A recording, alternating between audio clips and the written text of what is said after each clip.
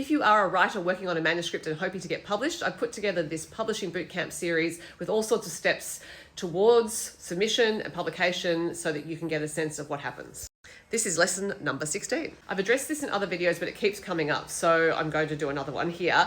And it is to do with whether writers should hire a freelance editor to edit their manuscripts before they send anything to an agent or publisher.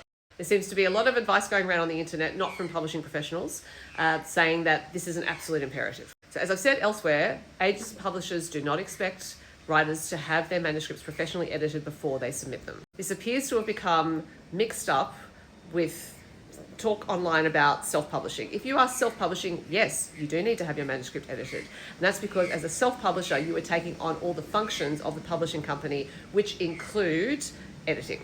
If a traditional publisher wants to publish your work, they will put it through the editorial process. At the publishing company I work for, some manuscripts have a structural edit, and a copy edit, and a proofread. In non-fiction, sometimes we do not need a structural edit, but there will be a copy edit and there will be a proofread. As the publisher, I will be the first reader of the manuscript when it comes in. I will give the author any notes as required. That may or may not form a structural edit. They may not be significant enough for that. In non-fiction, sometimes you don't need them. In fiction, yes, there will be a structural read and some feedback. But we put our books through rigorous editorial processes. We do not expect the authors to have done this before they send us anything. We expect you to not send us your first draft. That's never a great idea because the first draft is never going to be the best draft. So by all means, rework it yourself, get some feedback from trusted friends if you wish, but you do not have to go to a freelance editor. So I hope that this clears it up.